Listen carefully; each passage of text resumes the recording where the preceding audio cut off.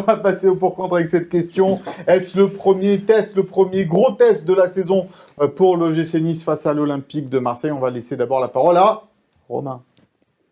Donc moi, je dis non, c'est pas le premier gros test. Ah. Bien sûr, aller jouer à Marseille, c'est un match important.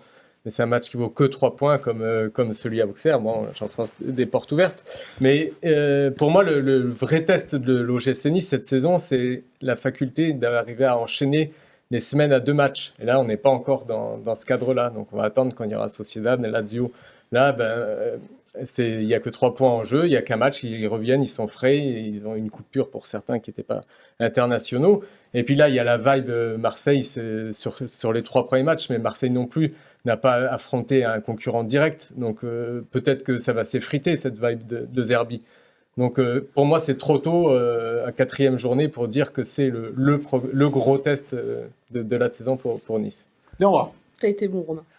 Non, moi j'estime que si un match au Vélodrome n'est pas un test, qu'est-ce qu'il est? Parce que finalement, après avoir joué Auxerre, Angers, Toulouse, voilà, l'OM c'est un adversaire d'un autre calibre, c'est un adversaire qui surfe sur un super début de saison, qui a marqué 10 buts en 3 matchs, qui a un homme qui survole le championnat, c'est Mason Greenwood.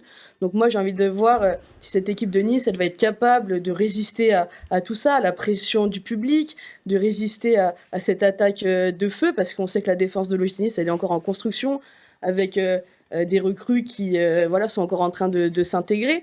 Donc j'ai envie de savoir, moi, cette équipe de l'OGC Nice, elle va être assez tueuse dans ces temps forts, si elle va résister dans ces temps faibles, si mentalement elle va être capable de refaire ce qu'elle a fait à Angers, c'est-à-dire que de se remettre un peu à l'endroit. Parce que pour le moment, il y a encore des absences, il y a encore un peu de manque de concentration. Et ce match-là, je pense qu'il va en dire beaucoup sur ce qu'on est capable d'attendre de l'OGC Nice sur les prochaines semaines, avec un programme très très lourd, avec le lancement de la Coupe d'Europe, le PSG, Monaco, Lens, donc très compliqué.